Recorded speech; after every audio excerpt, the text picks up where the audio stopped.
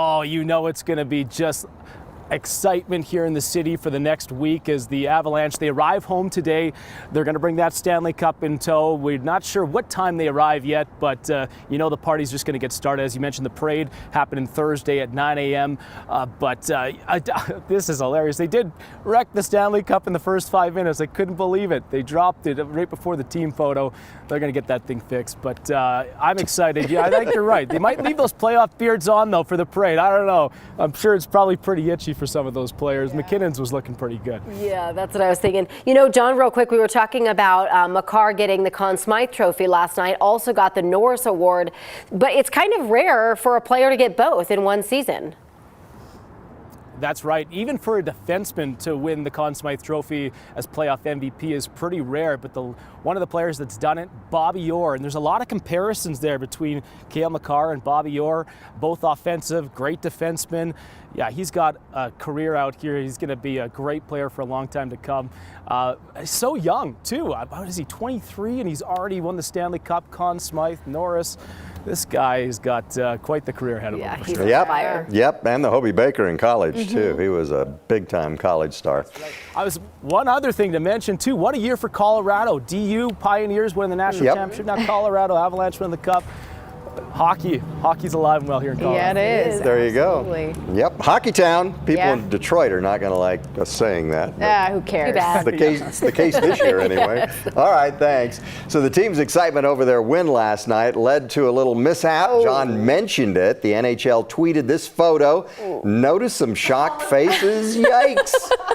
Yeah, look closely at the cup. The base of the cup is all dented. That's because Nicholas Abu-Kubel tripped while he was trying to get into the picture. He was holding the cup. The cup hit the ice and dented the edge of it there. So anyway, they say that they're going to fix it because I'm sure they've seen much worse in history. Yeah, I think they could fix that up. Yeah. For instance, the Washington Capitals bent the rim back in 2018 because the players were trying to do cup stands with it. Okay. Perfect. Yeah. Wow.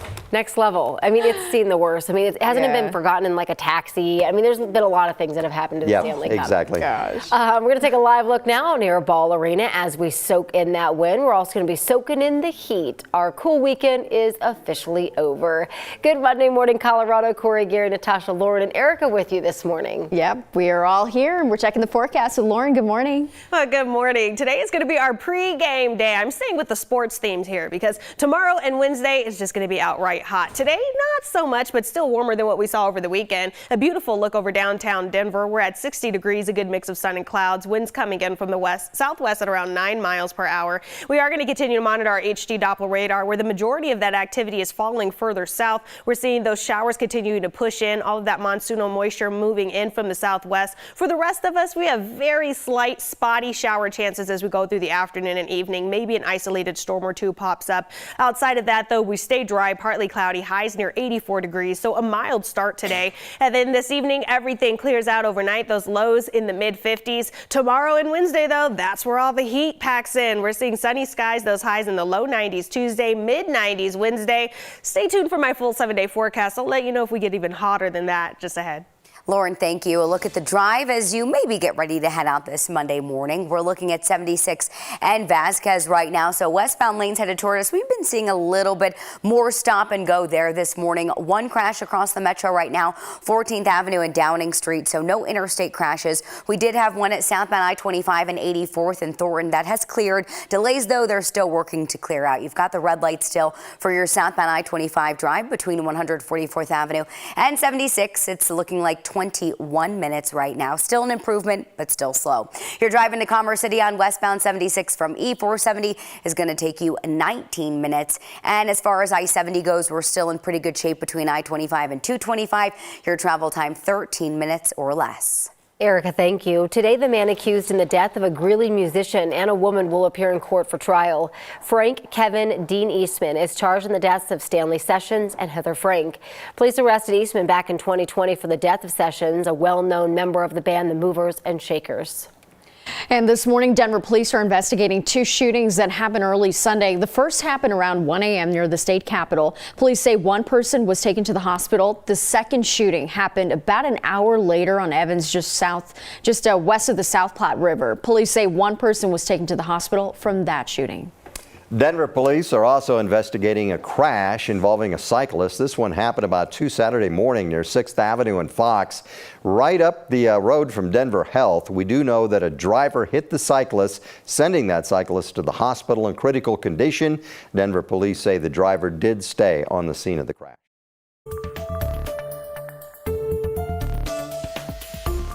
And today, groups in Florida will ask for an injunction to stop the state's 15-week ban on abortion from kicking in. Most abortions are now legal in 7 states after the Supreme Court's decision to overturn Roe v. Wade. Other states will be added to that tally soon, along with new lawsuits trying to stop them. The Roe v. Wade decision back in 1973 came down to right to privacy, which usually rests on 2 things: due process rights and the 14th Amendment of the Constitution. Now, that protects the right to life, liberty, and property. This latest decision says the right to an abortion was wrongly considered an implied constitutional right in Roe v. Wade.